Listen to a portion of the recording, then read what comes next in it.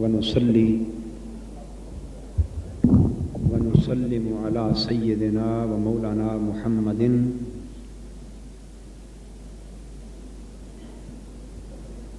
رسوله النبي الأمين المكين الحنين الكريم الرؤوف الرحيم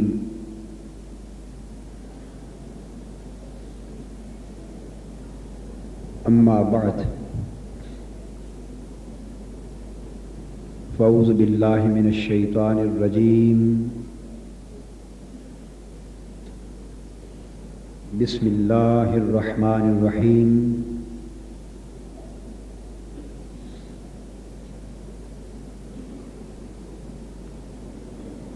يا أيها الذين آمنوا توبوا إلى الله جميعا صدق الله مولانا العظيم۔ محترم مشائخ و علماء کرام، معزز خواتین و حضرات اور عزیزان گرامی قدر، اللہ رب العزت کا شکر ہے جس کی توفیق اور عنایت سے ہم آج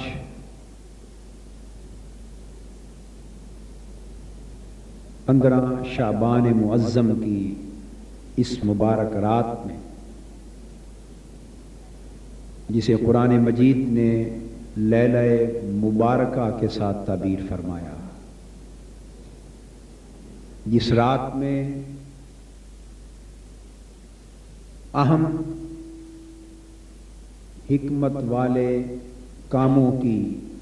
تقسیم فرمائی جاتی ہے،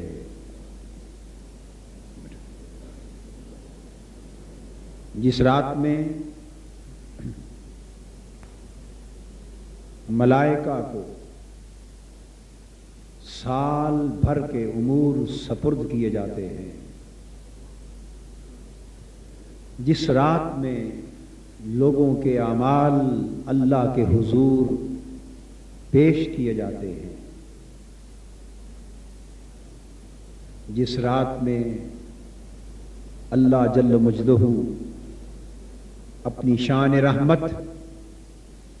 اور اپنی شان قدرت کے ساتھ آسمان دنیا پہ خود نزول اجلال فرماتا ہے اور اپنی رحمت، بخشش اور مغفرت کی خیرات لٹانے کے لیے روئے زمین پر غفلت کی نیند سونے والوں پکار پکار کے بیدار فرماتا ہے،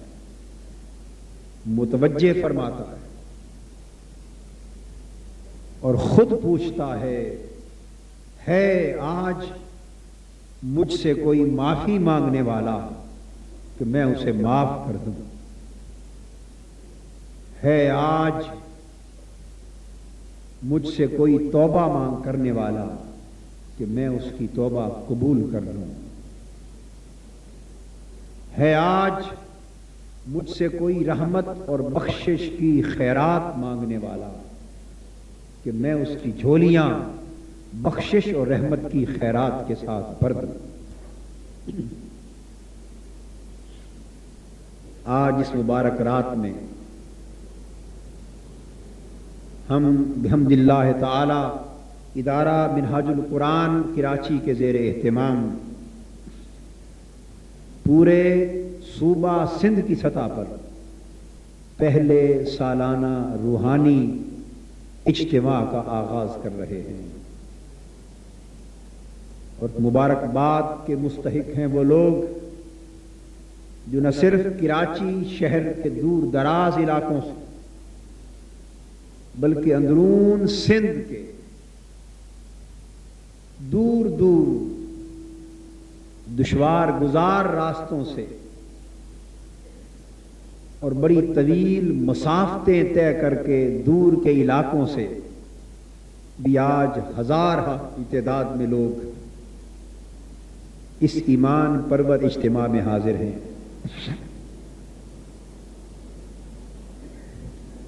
میں امید کرتا ہوں کہ رب ذوالجلال کی رحمت اپنے وعدہ کے مطابق جو بن پر ہے، اس کی بخشش و مغفرت جو بن پر ہے، ضرورت صرف اس امر کی کہ ہمارے دلوں کی جھولیاں کھل جائیں، ہماری روحوں کے دامن اس کے حضور پھیل جائیں، ہماری آنکھیں برسات کی طرح برسنے لگیں، ہمارے ہاتھ اس کے حضور بے ساختہ اٹھیں، ہمارے دل سینوں میں پہلوؤں میں تڑپیں۔ آج رات ہم اپنے گناہوں کو یاد کریں، اپنی خطاؤں کو یاد کریں، اپنی لغزشوں کو یاد کریں، اور اپنی بندگی کی ٹوٹی پھوٹی پوجا لے کر اللہ کے حضور سراپا سوال بن کر، سراپا التجا بن کر، سراپا استدعا بن کر، سراپا التماس بن کر، سراپا بھکاری بن کر اللہ کے حضور پیش ہوں۔ یقیناً اس کی بخشش و مغفرت ہم گناہگار بندوں کو اپنے دامن میں چھپا لے گی، اس کی رحمت ہمارے سروں پر سایہ فگن ہوگی، اور کوئی شخص بھی اللہ جل مجدہ کی رحمتوں کے خزانوں سے اپنی جھولیاں اپنی اپنی بساط کے مطابق بھرے بغیر واپس نہیں لوٹے گا۔ اور کچھ بعید نہیں کہ آج رات اللہ کے بندوں کی آنکھوں سے گرتے ہوئے آنسو، لوگوں کے سینوں سے اٹھتی ہوئی آہیں، اور صلاۃ التسبیح اور نماز توبہ و استغفار کی شکل میں لوگوں کی جبینوں کے سجدے، لاکھوں کی تعداد میں اٹھے ہوئے ہاتھ اللہ کی بارگاہ میں شرف قبولیت پا جائیں، اللہ کی رحمت کو ہماری حالت زار پہ ترس آ جائے، اس کے دریائے رحمت میں طغیانی آ جائے، اس کی دریائے بخشش و مغفرت میں تلاطم آ جائے، اور آسمانوں سے اس کی رحمت و بخشش کے دروازے کھل جائیں، اور رب کریم، رب رحیم، رب غفور آج رات یہ ہم پہ کرم کر دے کہ سندھ کی زمین کو امن کی خیرات مل جائے، کراچی کی زمین کو سکوں کی خیرات مل جائے، کوئی نعرہ نہ لگایا جائے۔ اب نعرے کا وقت ختم۔ اے رب ذوالجلال، اے رب ذوالمنن والعطا،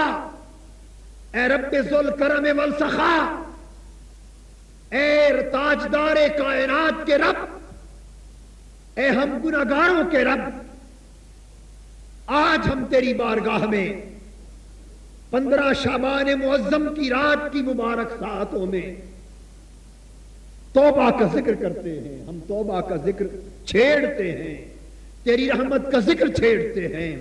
تیری بخشش کا ذکر چھیڑتے ہیں، تیرے کرم کا ذکر چھیڑتے ہیں، تیری عطا کی بات کرتے ہیں، تیرے جود و سخا کی بات کرتے ہیں، تیری پکاروں کی بات کرتے ہیں، اس امید پر کہ تیری بخشش کے دروازے کھل جائیں گے۔ آج تیری رحمت کی برسات سندھ اور کراچی کی زمین پہ برسے گی، آگ بجھ جائے گی، عداوتیں مٹ جائیں گی، نفرتیں مٹ جائیں گی، اور تیری رحمت کا پانی اس تپتی ہوئی آگ کو بجھا کر کراچی کو رحمت عطا کر دے گا، سکون عطا کر دے گا، امن عطا کر دے گا، اور اب کل سے جدھر جائیں گے تیرے محبوب کی رحمت کی خیرات سے کراچی میں رحمت کا سویرا طلوع ہوگا۔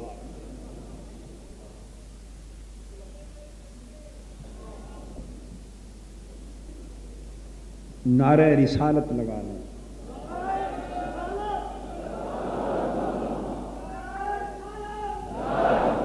عزیزان محترم، جو آیت کریمہ میں نے تلاوت کی اس کے چند الفاظ، اس میں اللہ جل مجدہ نے اہل ایمان سے فرمایا، اے ایمان والو توبو الی اللہ جمیعا، تم سارے کے سارے مل کر اللہ کی بارگاہ میں توبہ کرو۔ آج اس رات کی اہمیت کیا ہے؟ توبہ تو ہم سب کرتے ہیں اور ہر کوئی جدا جدا کرتا ہے، روتا بھی ہر کوئی ہے، التجائیں بھی سب کرتے ہیں، مگر آج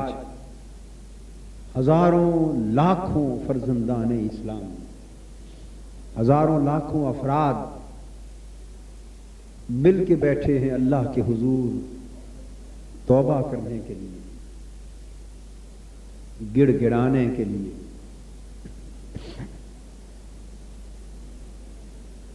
اتنے آنسو کتنی آنکھوں سے جو بہیں گے،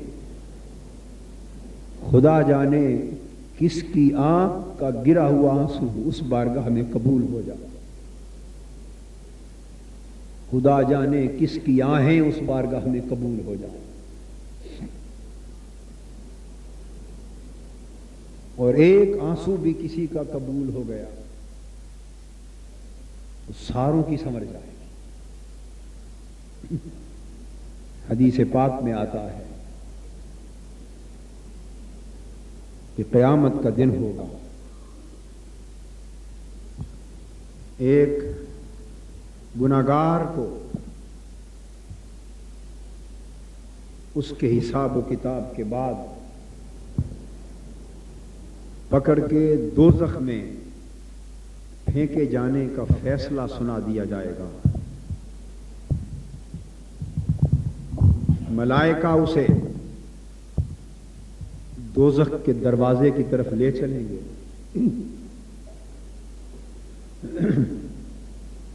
دوزخ کے دروازے پر پہنچ کر اسے جہنم میں گرائے جانے کا وقت قریب آئے گا۔ وہ ہر قسم کے واسطے دے گا، ہر قسم کی التجائیں کرے گا اللہ کے حضور، مگر فیصلہ صادر ہو چکا ہوگا۔ آخر وقت سیدنا جبرائیل امین علیہ السلام کسی برتن میں کچھ پانی لائیں گے اور پیش کریں گے حضور علیہ الصلوۃ والسلام کی بارگاہ اقدس میں، اور عرض کریں گے حضور دوزخ کی آگ کے شعلے اچھل رہے ہیں، لپک رہے، بڑے بلند ہو رہے ہیں، اور آج اس دوزخ کی آگ کے شعلوں سے کسی کے لیے بچاؤ جو اس کا حقدار ہے، ان حقداروں میں سے کسی کے لیے بچاؤ ممکن نہیں۔ اس پانی کو اس آگ پہ چھڑکے، وہ دوزخ کی آگ جو کسی واسطے سے بھی بجھ نہیں رہی ہوگی، اس پر جب وہ چند بوندیں پانی کی پڑیں گی تو وہ بجھ جائے گی۔ پوچھا جائے گا کہ حضور یہ پانی کیا تھا جس کے چند قطروں نے دوزخ کی اس آگ کے شعلوں کو بجھا دیا؟ آپ فرمائیں گے یہ میری امت کے گناہگاروں کے آنسو تھے، یہ گناہگاروں کے آنسو تھے۔ ان آنسوؤں نے دوزخ کے بلند ہوتے ہوئے شعلوں کو بجھا دیا ہے۔ آج ہم اللہ کے حضور ان گناہگار آنکھوں کے وہی آنسو بہانا چاہتے ہیں۔ اللہ رب العزت نے فرمایا کہ تم سب مل کر توبہ کرو تاکہ اتنی کثرت کے ساتھ آنسو بہیں، اتنی کثرت کے ساتھ چیخ و پکار اللہ کے حضور ہو، آہو فغاں بلند ہو، کہ پھر اس کی ذات کو، اس کی رحمت کو ترس آ ہی جائے۔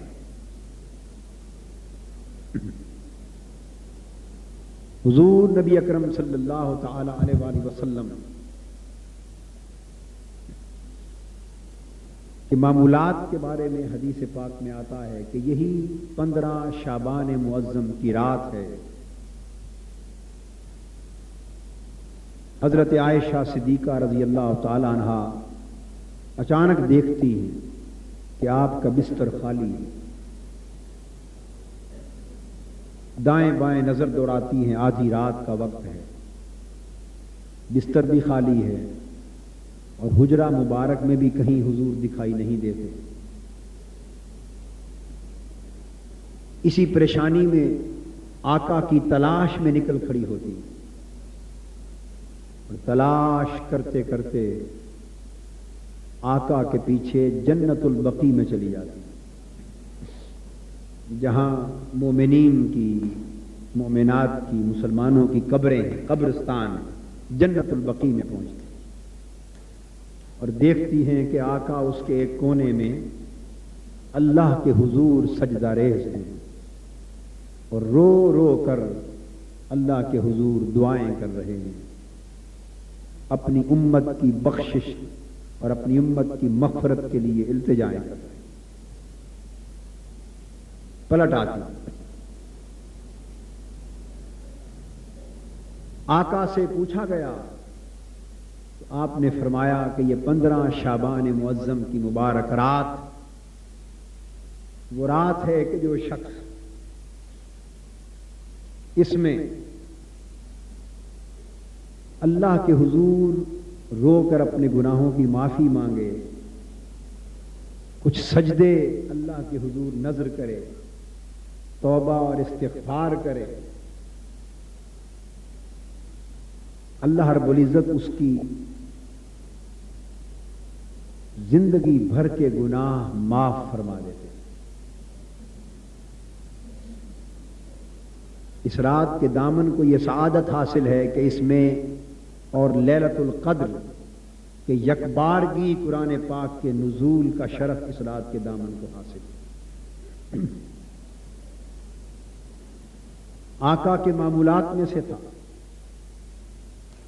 کہ رات کے اندھیروں میں اٹھ جاتے تھے، اللہ کے حضور عبادت کرتے اور اس قدر روتے کہ آپ کی ریش مبارک آنسوؤں کے ساتھ تر ہو جاتی، اور ہر روز صحیح مسلم اور صحیح بخاری میں ہے حضور علیہ الصلوۃ والسلام ہر روز ارشاد فرماتے ہیں کہ میں ہر روز اللہ کے حضور 100 مرتبہ توبہ کرتا ہوں، 100 مرتبہ استغفار کرتا ہوں، ایک حدیث میں ہے 70 مرتبہ استغفار کرتا ہوں۔ تو خشیت الہی کا یہ عالم آقا کی زندگی میں، وہ ذات جو معصوم ہے، جس ذات کی زندگی میں گناہ کا کوئی تصور ہی نہیں، امکان ہی نہیں، وہ معصوم ذات جن کے وجود پاک سے، جن کے قدموں کے تصدق سے لوگوں کو نیکیوں کی سعادت نصیب ہو رہی ہے، لوگوں کو تقوی نصیب ہو رہا ہے، لوگوں کو طہارت نصیب ہو رہی ہے۔ گناہ جس معصوم ذات کی زندگی کے قریب بھی آنے کا تصور نہیں کرتا، وہ ذات رات بھر کھڑے ہو کر اللہ کے حضور رو رو کر استغفار کرتی ہے، توبہ کرتی ہے۔ آپ کے قدمین شریفین متبرم ہو جاتے، سوج جاتے۔ صحابہ عرض کرتے ہیں یا رسول اللہ صلی اللہ علیہ وسلم، آپ کے تو اللہ پاک نے گناہ معاف فرما دیے ہیں، آپ کو تو معصوم بنایا ہے، آپ کی زندگی کے دامن میں تو گناہ کا کوئی دھبا ہی نہیں، اس کا امکان تک نہیں، پھر ساری رات کھڑے ہو کر اپنے مبارک قدموں کو متورم کر لینا، اتنی مشقت اٹھانا، اتنی محنت کرنا، اتنی ریاضت کرنا، اتنا مجاہدہ کرنا، اس کی ضرورت کیا؟ آقا فرماتے ہیں افلا اکون عبدا شکورا، اللہ کی یہ رحمتیں یہ نعمتیں بجا، مگر کیا میں اللہ کا شکر گزار بندہ نہ بنوں؟ ایک صحابی کہتے ہیں کہ میں رات کو آقا کی خدمت میں گیا، حضور رات کے اندھیرے میں مصلی پر کھڑے عبادت کر رہے تھے، نوافل میں تھے، زار و قطار چشمان مقدس سے آنسو روا تھے، اتنے آنسو روا تھے کہ ریش مبارک تو ساری تر ہو گئی تھی، اور اللہ کے حضور رو کر عشق الہی اور خوف الہی اتنا جوش مار رہا تھا کہ سینہ اقدس سے حضور کے رونے کی آواز اس طرح آ رہی تھی جس طرح آگ پر رکھی ہوئی ہنڈیا میں پانی ابل رہا، ہنڈیا کے پانی کے ابلنے کی طرح سینہ پاک سے حضور کے عشق الہی خوف الہی کی کیفیت جوش میں تھی۔ اور حضرت عائشہ صدیقہ رضی اللہ تعالی عنہ فرماتی ہیں کہ حضور علیہ الصلوۃ والسلام جب اذان آتی، اللہ کے حضور عبادت کے لیے بلاوا آتا، آپ کے چہرے اقدس کا رنگ متغیر ہونا شروع ہو جاتا، کیفیت بدلنے لگتی، حال تبدیل ہونا شروع ہوتا۔ آقا وضو کر کے مصلی پر آتے، نماز کے لیے کھڑے ہوتے، رنگ بالکل متغیر ہو جاتا، کیفیت بدل جاتی، اور چشمان اقدس کا حال یہ ہو جاتا کہ اس لمحے حضور ہمیں بھی پہچاننے کے قابل نہ رہتے۔ ہم اگر سامنے ہوتے تو حضور پہچان نہ سکتے۔ اللہ کے حضور پیش ہوتے وقت آقا کی خشیت کی کیفیت یہ ہوتی کہ حضرت عائشہ صدیقہ رضی اللہ تعالیٰ عنہ فرما رہی ہیں کہ مجھے بھی پہچان نہ سکتے۔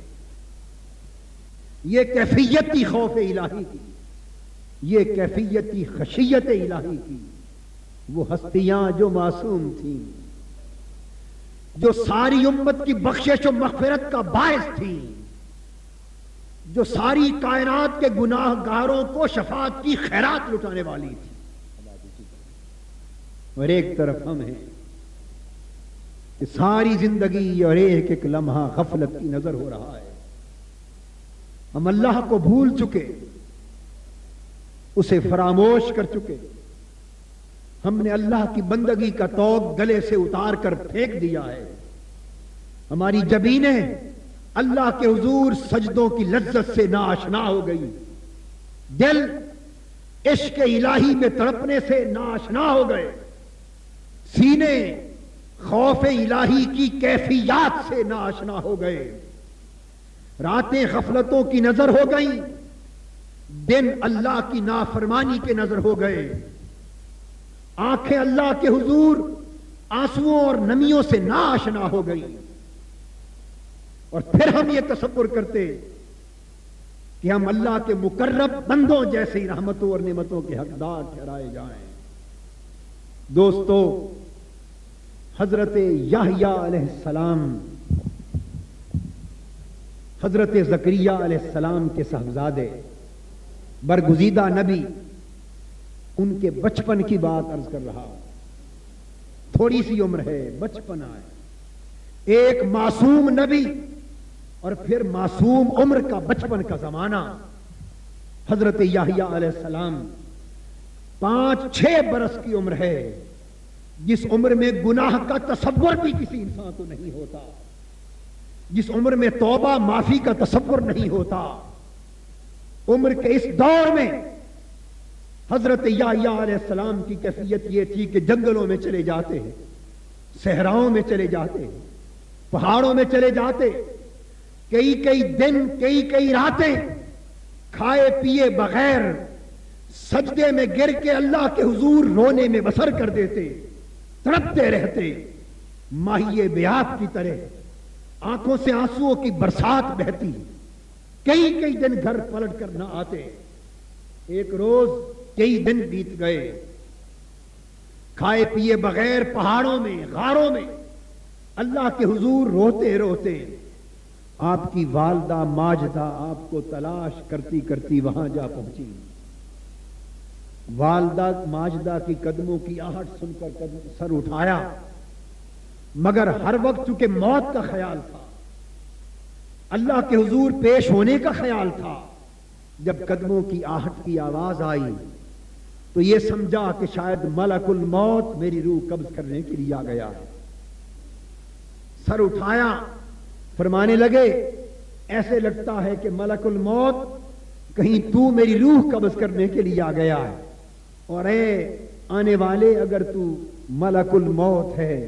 تو ٹھہر جا, میں آخر میں بچے, معصوم بچے, اپنی والدہ کی خدمت میں جا کر سلام عرض کر لوں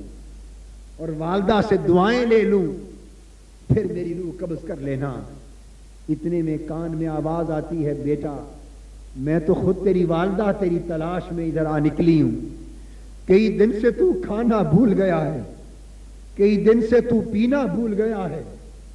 بیٹے ذرا ماں کی مامتا کو دیکھ, مامتا کی کیفیت کو دیکھ. اے یحییٰ تیری 5 برس عمر ہے اور تو رو رو کر التجا کر رہا ہے کہ باری تعالیٰ میرے گناہ معاف کر دے, باری تعالیٰ میری توبہ قبول فرما لے, باری تعالیٰ مجھے جہنم کی آگ سے نجات دے دے, باری تعالیٰ قیامت کے دن مجھ سے سخت گرفت نہ فرمانا. بیٹے یحییٰ اس 4 برس کی معصوم عمر میں تو کن گناہوں کی بات کرتا ہے, کس دوزخ کی بات کرتا ہے. اللہ کے خوف میں تیرا کھانا پینا چھوٹ گیا, اللہ کے خوف میں تیری نیند اچاٹ ہو گئی,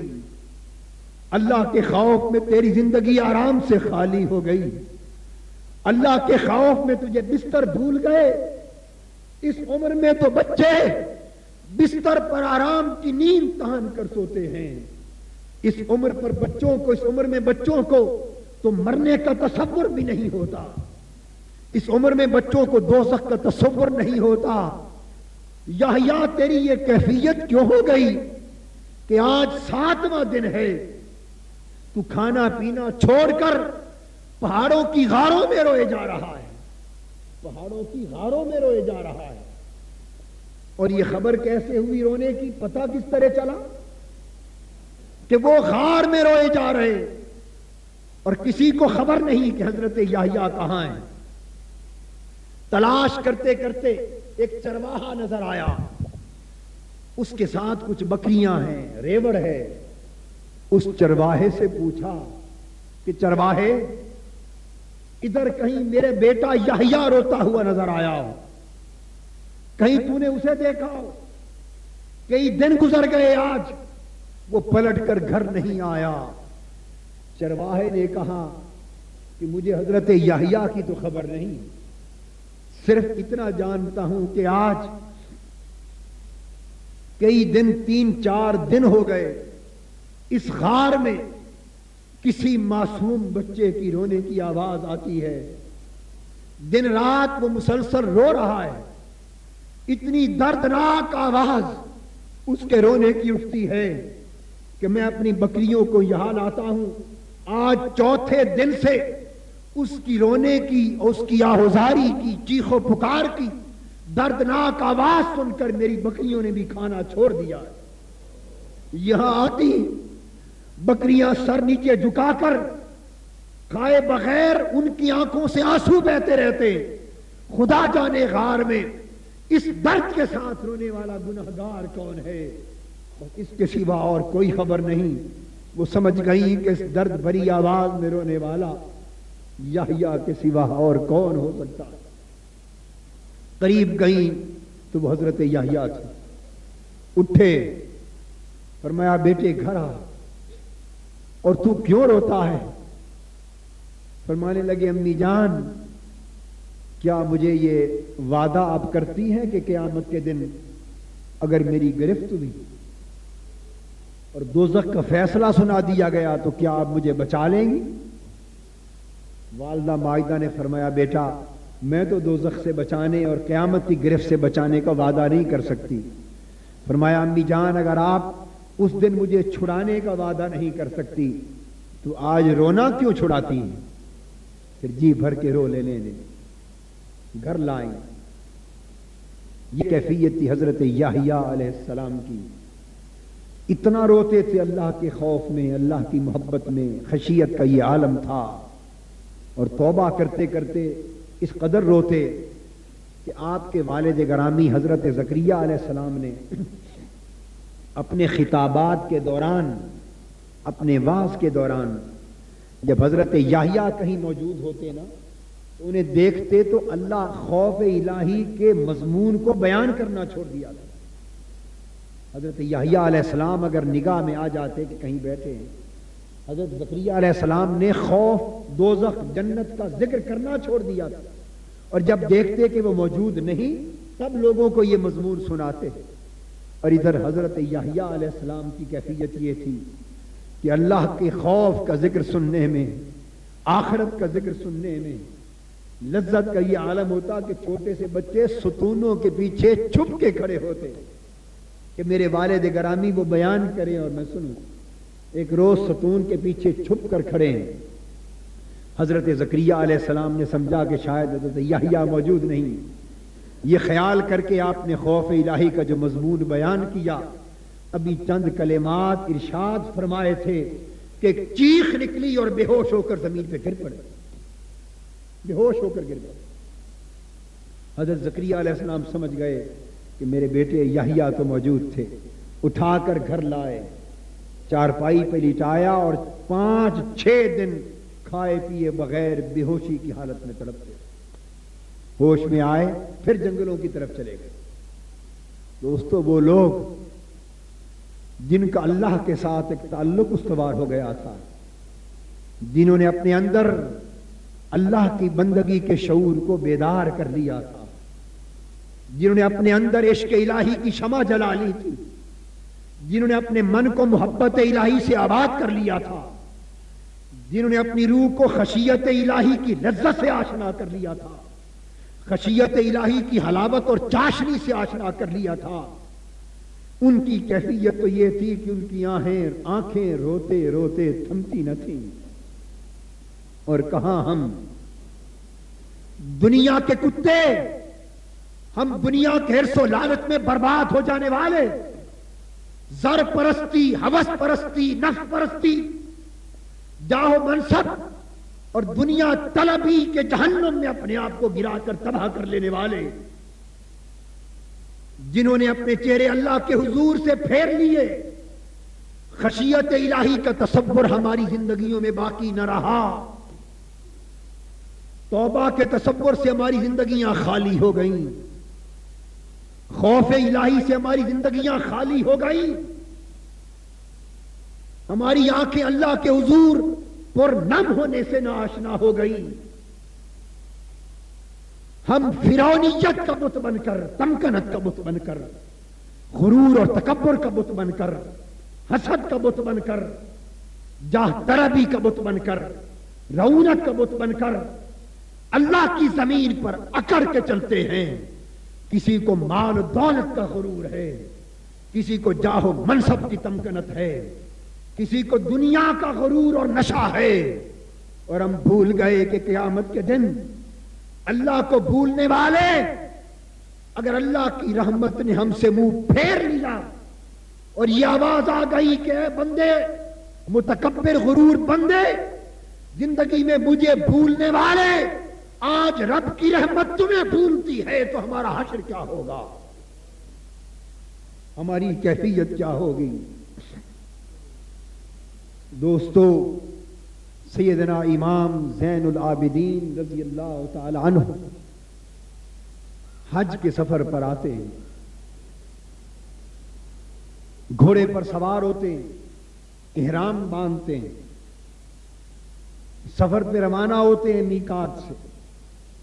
اور اپنی زبان سے بآواز بلند کہتے ہیں اللہ لبیک اللہم لبیک، حاضر ہوں میرے اللہ، میں حاضر ہوں، لبیک لا شریک لک لبیک ان الحمد والنعمت لک والملک لا شریک لک۔ ان کلمات کے لیے زبان کھولتے ہیں، پہلا لفظ زبان سے نکلتا ہے لبیک۔ سیدنا امام زین العابدین جن کی پیشانی پہ سجدے بھی فخر کرتے ہوں گے، جن کے آنسوؤں پر طاعت فخر کرتی ہوگی، جو سجدوں کی زینت، جو عبادت کی زینت، جو زہد کی زینت، ورع کی زینت، تقوی کی زینت، عبادت گزاروں کی زینت، زبان سے لفظ لبیک نکلا اور ساتھ ایک چیخ نکلی اور بے ہوش ہو کر گر پڑے، اور 3 دن حضرت امام زین العابدین کو پھر ہوش نہیں آیا، مناسک رہ گئے۔ اب مناسک کیا یاد رہتے؟ جب ہوش میں آئے لوگوں نے پوچھا امام علی مقام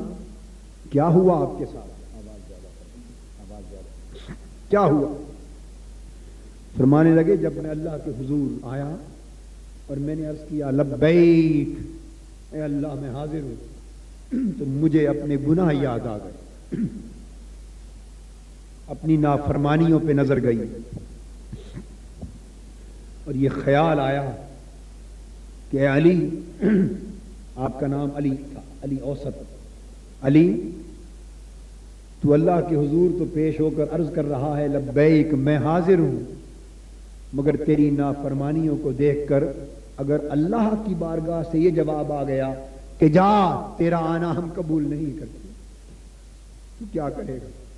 بس اتنا خیال آنے کی دیر تھی کہ چیخ نکلی اور بے ہوش ہو کر گر گئے۔ پھر یہی امام زین العابدین کعبے کا مطاف ہے، کعبے کا صحن ہے، لوگ اللہ کے گھر کا طواف کرنے میں مصروف ہیں۔ پچھلی رات کا وقت لوگ دیکھتے ہیں کہ کوئی جوان چہرے پر نقاب اوڑے ہوئے مقام ملتزم پر کھڑا، کعبے کا غلاف ہاتھ میں تھامے ہوئے رو رہا ہے اور عرض کر رہا ہے کہ باری تعالی مجھے معاف کر دے، میرے گناہ اتنے ہیں کہ تیری ساری کائنات پہ ریت اور مٹی کے اتنے ذرے نہیں، میرے گناہ اتنے ہیں کہ تیری کائنات کے سمندروں اور دریاؤں میں پانی کے اتنے قطرے نہیں، مجھے معاف کر دے، میرے گناہ اتنے ہیں کہ تیری پوری زمین پر درختوں کے اتنے پتے نہیں، تیری کائنات میں اتنی وسعتیں نہیں جتنے میرے گناہ ہیں۔ میرے اللہ، تیری ساری زمین پر مجھ سے بڑھ کر گناہگار کوئی نہیں، مجھ سے بڑھ کر نافرمان کوئی نہیں، مجھ سے بڑھ کر خطا کار کوئی نہیں، میری زندگی کے دن تیری نافرمانی میں بیتے، راتیں نافرمانی میں بیتی، اور تو مجھے جہنم میں ڈال دے تو تیرے سارے دوزخ مل کر بھی اے اللہ میرے گناہوں پر مجھے جلانے کا حق ادا نہیں کر سکتے، تیری ساری سزائیں مل کر بھی میری سزا پر عدل نہیں دے سکتی۔ اے اللہ تو تیری سزا، جتنی سزا کا میں حقدار ہوں، ساری سزائیں بھی مل جائے تو میں اس سے بڑھ کر حقدار ہوں، پر مولا تو میری خطاؤں کو معاف کر دے۔ اتنی درد بری آواز سے وہ شخص رو رہا تھا کہ ساری رات گریہ وزاری میں بیت گئی، چیخ و پکار میں بیت گئی، روتے روتے بیت گئی، رات جل گئی، آنسو گرتے رہے، آہیں بلند ہوتی رہیں، سسکیاں بلند ہوتی رہیں، کعبے کی فضائیں اس جوان کی سسکیوں سے معمور ہوتی رہیں، آہوں سے معمور ہوتی رہیں، اور ساری رات وہ شخص اپنے گناہوں کا نام لے لے کر نافرمانیوں کی بات کر کر کے اتنا رویا کہ طواف کرنے والوں کے قدم تھم گئے، لوگ طواف کعبہ بھول گئے، لوگوں کی اپنی عبادتیں دعائیں بھول گئیں، اور بہت سے لوگوں نے طواف چھوڑ کر اس جوان کو پکڑ لیا اور آ کر کہا، وہ روتے روتے بے ہوش ہو کر زمین پہ گر پڑے، جب ہوش آتا پھر اللہ کے حضور چیخنے لگتے، التجا کرنے لگتے۔ لوگوں نے آ کے کہا، اے گناہگار جوان، لگتا ہے کہ تیرے جیسا اس پوری دنیا میں کوئی گناہگار نہیں، تیرے رونے سے اندازہ ہوتا ہے کہ زمین پر تیرے جیسا کوئی نافرمان نہیں، تو کوئی بڑے گناہ کر کے آیا، بڑی نافرمانیاں کر کے آیا ہے۔ اے گناہگار جوان، اب رونا بند کر، ہمارے جگر پھٹنے کو ہیں، ہم سب مل کر تیرے لیے سفارش کرتے ہیں اللہ کے حضور کہ وہ تیرے گناہ معاف کر دے۔ انہوں نے کہا، مولا ہم سارے تیری بارگاہ میں دعا کرتے ہیں ہماری سفارش قبول کر، ہمارے طواف کے صدقے، دعاؤں کے صدقے اس جوان کے گناہ معاف کر دے۔ لوگوں نے اس کی گناہوں کی معافی کے لیے سفارش کی، مگر جو جو لوگ سفارش کرتے اس کی گریہ و زاری اور تڑپنا بڑھتا چلا جاتا۔ لوگوں نے اسے اٹھایا اور کہا کہ اے جوان، خدا کے لیے چہرے سے پردہ تو ہٹا، ہمیں دکھا تو صحیح اپنا چہرہ، پتا تو چلے کہ اتنا بڑا گناہگار جسے اللہ کے گھر آ کر بھی اپنی بخشش کی امید نہیں ہو رہی، وہ ہے کون؟ جب چہرے سے پردہ ہٹایا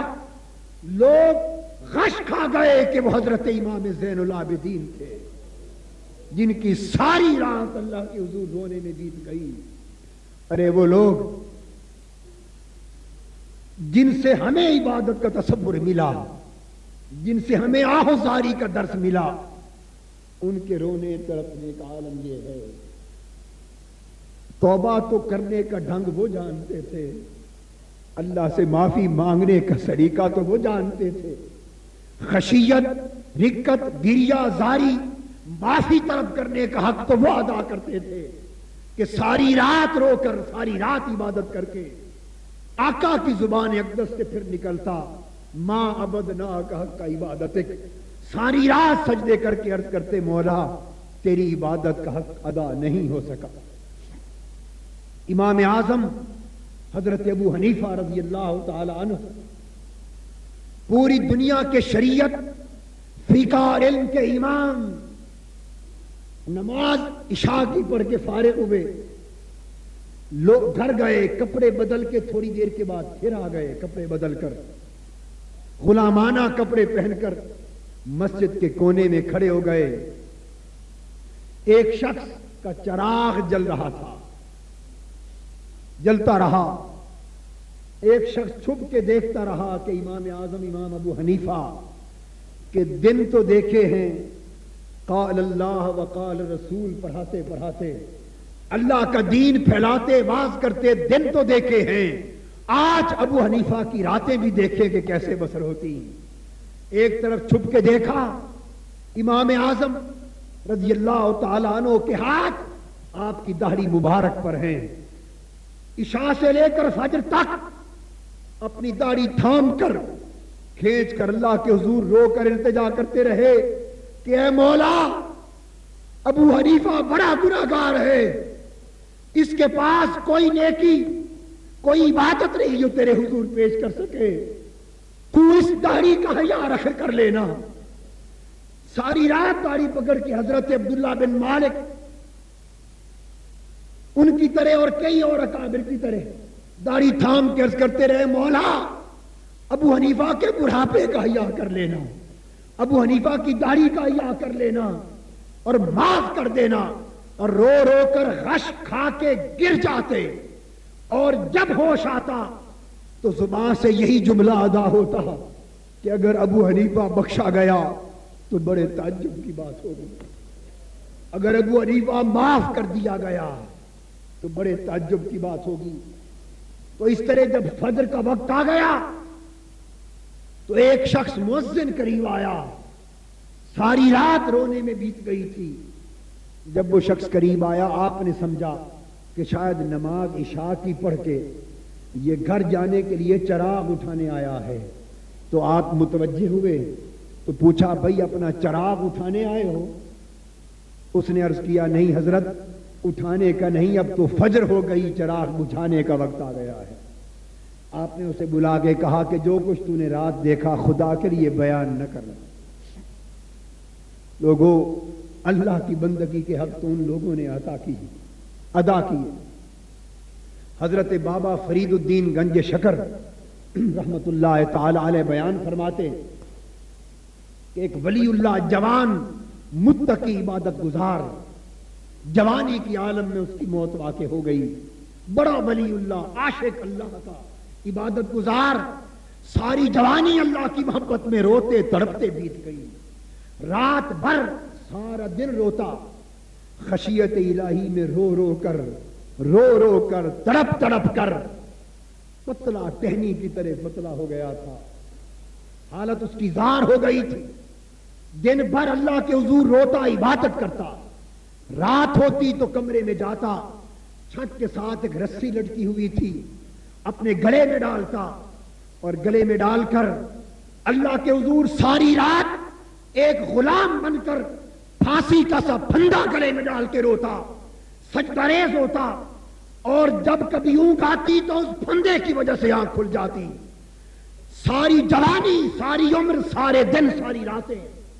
اللہ کے حضور اس طرح شان غلامی کے ساتھ بیت گئے۔ جب وفات کا وقت قریب آیا تو اپنی والدہ ماجدہ سے عرض کی، امی جان میں اللہ کا بڑا نافرمان تھا، گناہگار تھا، عمر بھر اللہ کی بندگی سے بھاگا رہا، عبادت سے دور رہا، اب میری موت کا وقت قریب آ رہا ہے، مجھے ڈر ہے کہ میرا حشر کیا ہوگا۔ امی جان میری 3 درخواستیں ہیں وہ پوری کر دینا۔ والدہ نے کہا بیٹا بولو، پوری کر دوں گی، کیا ہے؟ عرض کیا امی جان جب مر جاؤں اور میری روح قفس انصری سے پرواز کر جائے تو میرے گلے میں وہی رسی کا پھندا ڈال دینا اور گھر کے صحن میں میری میت کو، میری لاش کو گھسیٹ کر چاروں طرف گھمانا اور بلند آواز سے کہنا، لوگوں اللہ کے نافرمانوں کا حال یہ ہوتا ہے، اللہ کے نافرمانوں کا حال یہ ہوتا ہے۔ میری لاش کو گھر کے اطراف میں گھسیٹنا اور کہنا کہ خدا کی بندگی سے بھاگنے والوں کی موت اس طرح ہوتی ہے۔ اور دوسری درخواست یہ کہ مر جاؤں تو میری میت، میرا جنازہ رات کے اندھیرے میں اٹھانا کہ دیکھنے والے میرے جنازے کو دیکھ کر کہیں تانا نہ دیں کہ گناہگار کا جنازہ جا رہا ہے۔ اور تیسری بات، جب مجھے قبر میں دفن کر دیا جائے، مجھے علم ہے عذاب ہوگا، تو میری ماں میری قبر پہ کچھ دیر آپ کھڑے رہنا کہ شاید بخشا نہ جاؤں تو ممکن ہے آپ کے قدموں کے طفیل میرے مولا مجھے معاف فرما دیں۔ والدہ نے وعدہ کر لیا۔ حضرت بابا فرید الدین گنج شکر اسرار الاولیاء میں فرماتے کہ جب اس کا انتقال ہو گیا تو بادل ناخواستہ والدہ نے وعدہ کے نبھانے کے لیے رسی لے کر اپنے اس جوان بیٹی کی میت کی گلے میں ڈالی، اور ابھی رسے ڈالنے ہی والی تھی، ڈال نہیں پائی تھی، قریب تھا کہ وہ رسی ڈالتی، آتے ہوئے غیب سے آواز آئی، اے نیک خاتون ہٹ جا، تمہیں کیا خبر، یہ تو ہمارا عاشق تھا، یہ تو ہمارا دوست تھا، اور ادھر اس کی روح جسم سے نکلی، ادھر عیش میں ہم نے اس کو قبول کر لیا۔ اور اللہ کے عاشقوں اور اللہ کے دوستوں کا عالم بڑا پیارا ہوتا ہے۔ دوستو، وہ لوگ جن کے اندر اللہ کی بندگی کی معرفت، اللہ کے تعلق کی معرفت پیدا ہو گئی تھی، ان کے دن، ان کی راتیں اللہ کے حضور روتے تڑپتے بیت جاتی تھیں، ان کو تو رونے کے سوا اور کوئی چارہ نہ تھا، اور ان کو رونے کے سوا اور کوئی بات تک نہ سوجتی تھی۔ یہی رونا ان کی توبہ تھی، یہی رونا ان کی عبادت تھی، یہی رونا ان کی التجا تھی، یہی رونا ان کی دعا تھی۔ اور اللہ کے حضور ساری زندگی کا ایک ایک لمحہ وہ اس طرح رونے دھونے میں بسر کرتے۔ دوستو، آج ہم اس رونے والی آنکھ سے محروم ہو گئے۔ جب سے ہم رونے والی آنکھ سے محروم ہوئے، اللہ سے ہمارا تعلق ٹوٹ گیا۔ آئیے آج دنیا کے گورکھ دھندوں میں اپنے آپ کو تباہ کرنے والوں اور اس محبت کرنے والے رب سے منہ موڑ لینے والوں، ہم ذرا اپنا حال بھی دیکھیں اور اس رب کریم کا حال بھی دیکھیں۔ رات جلتی ہے، رات جلتی ہے، اندھیرا رات کا چاہتا ہے، ہم غفلت کی نیند سو جاتے ہیں، بستر پر لیٹ جاتے ہیں، بستر پہ لیٹ جاتے ہیں۔ حضرت داؤد علیہ السلام فرماتے ہیں کہ رب کریم نے یہ کہا کہ جب ایسی صورت ہو، آواز آتی ہے کہ اے میری محبت کا دم بھرنے والوں، کبھی محبت کرنے والوں کو بھی نیند آتی،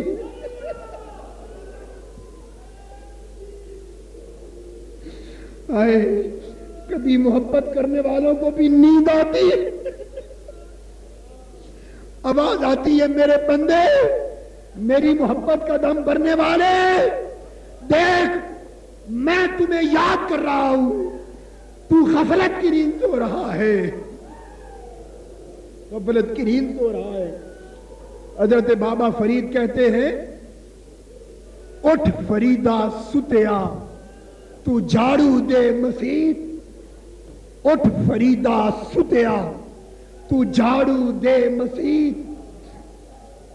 اٹھ فریدا ستیا تو جھاڑو دے مسیت، تو ستا او جاگدا تیری ڈاڈے نال پرید۔ دوستو سوچنے کی بات ہے، ہم اللہ کے بندے ہو کر غفلت کی نیند سوئے اور محبت کرنے والا رب آوازیں دے، وہ پوچھے ہے کوئی مجھ سے معافی مانگنے والا میں معاف کر دوں، ہے کوئی مجھ سے بخشش کی خیرات طلب کرنے والا میں خیرات جگ کی جھولی بھر دوں، ہے کوئی مجھ سے گناہوں کی معافی طلب کرنے والا میں اس کے گناہ معاف کر دوں۔ ہم کتنے ظالم ہیں، ہم کتنے ظالم ہیں، سارا دن دنیا طلبی میں بیت جائے، رات آئے تو ہم آرام کی نیند سو جائیں، ہم کس طرف جا رہے ہیں؟ دوستو آج سوچنے کی رات ہے، اپنے گریبان پکڑ کے جھنجھوڑو، پکڑو اپنے گریبانوں کو جھنجھوڑو، ہم کس طرف جا رہے ہیں، کس طرف جا رہے ہیں؟ کیا یہ چہرہ لے کر خدا کے حضور پیش ہوں گے؟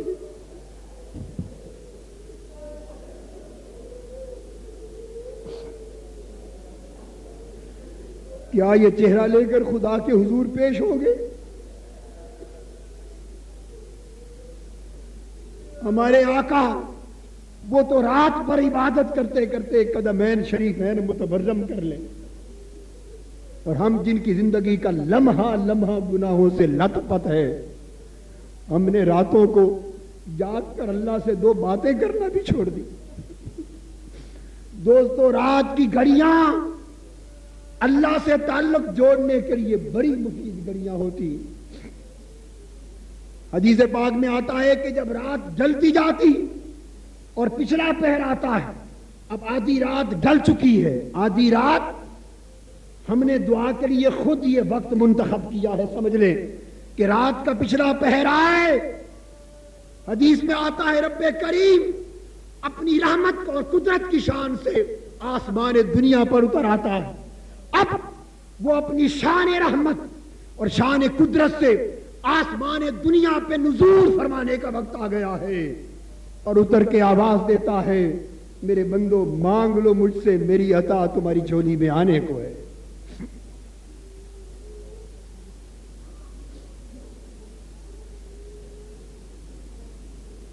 ہماری بندگی اس وقت تک بندگی نہیں ہے جب تک کم سے کم ہم یہ تہیہ نہ کریں کہ ہم رات کی چند گھڑیاں اللہ کے حضور سجدہ ریز ہو کر رونے اور دھونے میں نہ گزار دیں۔ آج کی رات ہمیں اللہ کے حضور توبہ کرنی، اپنے گناہوں پر معافی مانگنی اور یہ عہد کرنا ہے کہ اے مولا آج ہم تیری ذات سے اپنا تجدید بندگی کرتے ہیں، اپنا تجدید بندگی کرتے ہیں۔ آج منافقت سے توبہ کرنی، دجل اور فریب سے توبہ کرنی ہے۔ ہم اللہ کی مخلوق پر ظلم کرتے، لوگوں سوچو کس طرف جا رہے؟ مسلمان کا گلا کاٹ رہا ہے، مسلمان کی گولی سے مسلمان کا سینہ چھلنی ہو رہا ہے، مسلمان کو ذبح کر رہا ہے۔ ہم نہ اللہ کا حق ادا کر رہے، نہ اللہ کی مخلوق کا حق ادا کر رہے۔ اللہ کی مخلوق ہمارا پیار پیسے سے، ہمارا پیار کوٹھیوں سے، ہمارا پیار بال و دولت سے، ہمارا پیار جاہ و منصب سے، ہمارا پیار زر و دنیا سے ہے، ہمارا پیار دنیا کی مختلف نعمتوں اور آسائشوں سے ہے، مگر آؤ آج اپنے پیار کی ان جھوٹے پیاروں کی ڈوریاں کاٹ کر اپنے پیار کی ڈوری اللہ کی ذات سے جوڑ لیں، اللہ کی ذات سے جوڑ لیں، اور جو کچھ آج مانگیں پھر اس پر استقامت کے ساتھ جئیں، اس پر قائم رہیں، اس سے پھر پیچھے ہٹنے نہ پائیں، اس سے پیچھے ہٹنے نہ پائیں۔ اس لیے گفتگو ختم کرتے ہوئے میں اب ترتیب کو جو پروگرام دیا تھا اس کو تبدیل کرتا ہوں۔ ابھی گفتگو ختم کر کے ہم روشنیاں بجھا دیں گے، سارے لوگ آنکھیں بند کر کے اللہ کی طرف متوجہ ہوں گے، اپنے گناہوں کو یاد کریں گے، لغزشوں کو یاد کر کے مراقبے کی حالت میں سر جھکا کے بیٹھیں گے، اور یوں سمجھیں گے جیسے ہم میں سے ہر شخص، ہر کوئی یہ سمجھے کہ میں ایک مجرم ہوں اور آج اپنے اللہ کے دروازے پر قیدی بن کر، مجرم بن کر پیش ہوں، مجرم بن کے پیش ہوں۔ اس کیفیت میں روئیں گے، زار و قطار روئیں گے، آہوزاری کریں گے، چیخ و پکار اللہ کے حضور کریں گے، اور دعا کے بعد پھر ہم صلاۃ و تسبیح ادا کریں گے انشاءاللہ۔ یہ دعا خصوصی ہوگی، اس کے بعد صلاۃ و تسبیح ہوگی، اور اس کے بعد پھر انشاءاللہ دعا ہوگی۔ مولانا محمد اقبال نعیمی صاحب دعا کے بعد صلاۃ و تسبیح، نماز تسبیح پڑھائیں گے۔ ابھی لائٹیں آف کر دیں گے، آنکھیں بند کر کے سر جھکا کر مراقبے کی حالت میں بیٹھ کر رونے کی کیفیت میں روئیں گے، اور پھر دعا شروع ہوگی۔ 3 منٹ یا 4 منٹ کا وقفہ دیا جائے گا، سارے احباب کو بیٹھنے، آنکھیں بند کر کے اپنے آپ کو اللہ کے حضور پیش کرنے کے تصور میں گم کرنے میں، تاکہ پھر میں دعا شروع کرا سکوں۔ یہ نیچے کر دیں۔